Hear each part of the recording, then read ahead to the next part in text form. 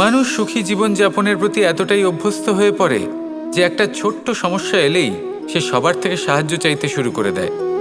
সে সাহায্য লাভও করে এবং সেই সংকট থেকে সে বেরিয়েও আসে। কিন্তু এই সাহায্য কিছু মুহূর্তের, আর কিছু মুহূর্তের হলো এই দুঃখ। এই দুই মুহূর্তের সাহায্যের জন্য আজীবন আপনি তার কাছে ঋণী হয়ে থাকেন।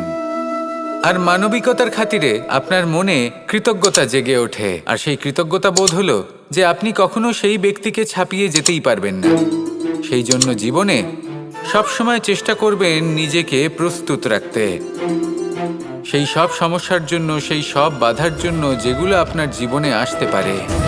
ততক্ষণ সাহায্য চাইবেন না যতক্ষণ না অন্য কোনো পথ না থাকছে। সাহায্য চাওয়া অনুচিত নয়, কিন্তু সাহায্য চাইলে এবং সাহায্য পেলে আপনি আজীবন কৃতজ্ঞ এবং ঋণী হয়ে থাকবেন। আর তারপর একদিন আপনি পরিবর্তন দেখতে পাবেন যে কিভাবে আপনি ছোট ছোট সমস্যার জন্য সাহায্য না চেয়ে বড় বড় সমস্যার সম্মুখীন হতে প্রস্তুত হয়ে গেছেন। এটাই হলো সংসারের নীতি। এটাই পালন করুন আর আমার সাথে ভালোবেসে বলুন, রাধা রাধা।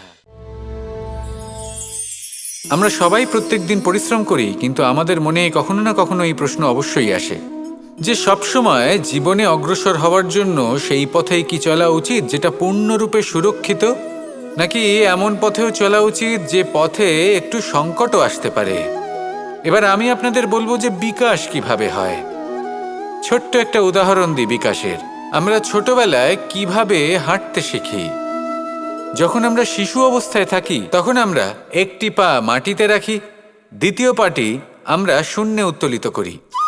তারপর সেই পা আমরা আবার মাটিতে রাখি আর তার উপর ভিত্তি করে আমরা আবার অন্য পাটা ফেলি। ঠিক এভাবেই আমরা হাঁটতে শিখে যাই। এবার এক্ষেত্রেও আমরা ছোট্ট একটা ঝুঁকি নিই, আর সেটা হলো যে আমরা পাটি শূন্যে উত্তোলিত করেছি। এতে বিপদ হলো এটাই যে আমরা ভুল করে নিজের ভারসাম্য হারাতে পারি, পড়ে যেতে পারি। অনেকবার পড়েও যাই, কিন্তু তারপরে কি হয়, আমরা আবার উঠে দাঁড়াই আর চলতে শুরু করে দিই। আর ঠিক এভাবেই আমরা হাঁটতে শিখে যাই। এমন জীবনেও হয়। জীবনেও এইভাবেই কর্ম করতে থাকুন। এমন কিছু কর্ম করলেন যার ফলে বিপদ আসতেই পারে, পরাজয় হতেই পারে, কিন্তু সেটা পার করলেই বিকাশ সম্ভব। তাই কর্ম করতে থাকুন আর আমার সাথে ভালোবেসে বলুন, রাধা রাধা।